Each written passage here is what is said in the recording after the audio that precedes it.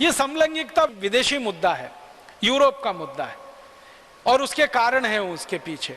और कारण उनके यहाँ ये है, वो ये कहते हैं, यूरोप के सभी दार्शनिक इस बात को मानते हैं कि शरीर का आनंद ही चरम आनंद है। हम बिल्कुल इससे उल्टी बात मानते हैं। हम मानते हैं ईश्वर प्राप्ति का आनंद ही चरम आनंद है। भारत में चरम आनंद की स्थिति ईश्वर प्राप्ति में है, यूरोप में चरम आनंद की स्थिति शरीर के सुख में है। तो यूरोप में जो भी किया जाता है वो शरीर के सुख के लिए किया जाता है और भारत में जो भी किया जाता है वो मोक्ष प्राप्ति और ईश्वर प्राप्ति के लिए किया जाता है। तो हम संगीत में जाएं, हम गीत में जाएं, हम नृत्य में जाएं, कहानी में जाएं, कविता में जाएं, नाटक में जाएं, हम चित्रकारी में जाएं, कलाकारी में जाएं, कहीं भी जाएंगे, हमारा लक्ष्य है ईश्वर की प्राप्ति, मोक्ष की प्राप्ति और इच्छाओं से मुक्ति। यूरोप वाले और अमेरिका वाले चाहते हैं शरीर का सुख, शरीर का सुख, शरीर का सुख।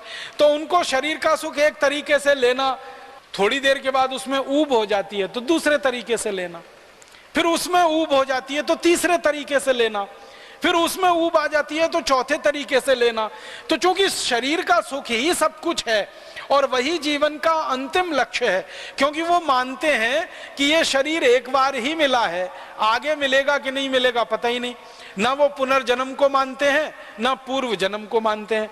यूरोप की सभ्यता और भारतीय सभ्यता में जो जमीन आसमान का एक अंतर है वो ये कि हम पूर्व जन्म को भी मानते हैं, पुनर्जन्म को भी मानते हैं।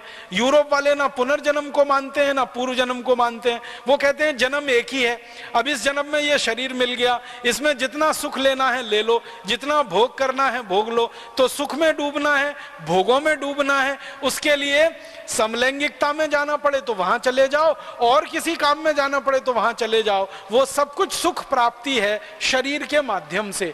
इसलिए उनके यहाँ समलैंगिकता एक बहुत बड़ा प्रश्न है और इतना बड़ा प्रश्न है कि अमेरिका के राष्ट्रपति को अपना चुनाव जीतने के लिए इस पर वायदा करना पड़ता है, तब जाकर वहां चुनाव जीता जा सकता है। यूरोप के देशों की सरकारों में जो प्रधानमंत्री और राष्ट्रपति बनते हैं उनको वायदा करना पड़ता है कि समलैंगिकता के प्रश्न पर वो क्या करेंगे क्या नहीं करेंगे, तब जाकर वहां चुनाव जीता जा सकता है। माने समाज का बहुत महत्वपूर्ण विषय है वो, और इतना महत्वपूर्ण है आप अंदाजा लगाओ कि अमेरिका के राष्ट्रपति को कानून बनाना पड़ता है कि समलैंगिक लोग सेना में रह सकते हैं, समलैंगिक लोग वायुसेना में रह सकते हैं, समलैंगिक लोग जल सेना में रह सकते हैं, माने वहां की पुलिस में रह सकते हैं, कानून में रह सकते हैं, शिक्षा में रह सकते हैं।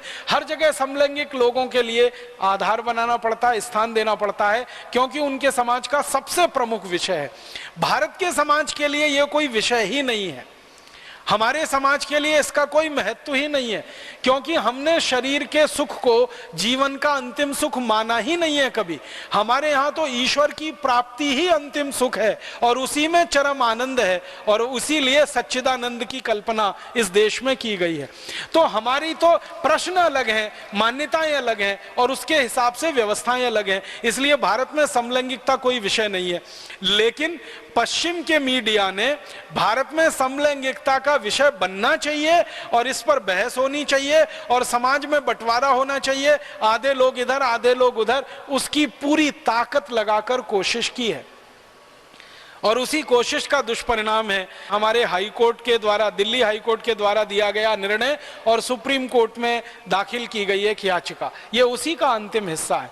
इसके पीछे पूरा पश्चिम का जगत लगा हुआ है, मीडिया लगा हुआ है। क्यों? वो जानते हैं कि भारत में अगर ये विषय चल पड़ा और भारत के लोगों के द्वारा ये विषय अगर स्वीकृत हो गया तो कितना बड़ा बाजार उनको यहाँ मिल जाएगा, जो समलैंगिक लोगों की वस्तुओं की बिक्री के लिए यूरोप और अमेरिका में भी उपलब्ध नहीं। उनको यहाँ का बाजार दिखाई देता है, इसलिए उनको भारत के विषय बदलवाने हैं। तो अब इस विषय को बदलवाने की कोशिश एक तो मीडिया के द्वारा हो रही है, इलेक्ट्रॉनिक मीडिया के द्वारा, और दूसरा फिर प्रिंट मीडिया के द्वारा भी शुरू हो गई है।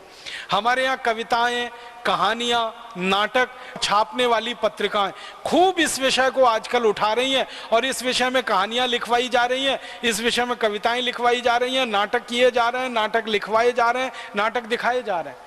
कारण एक ही है, वो भारत के मूल विषयों से ध्यान हटाकर कुछ ऐसे विषयों में ध्यान लगाना चाहते हैं जो अंत में हमको सांस्कृतिक अधःपतन की तरफ ही ले जाते हैं।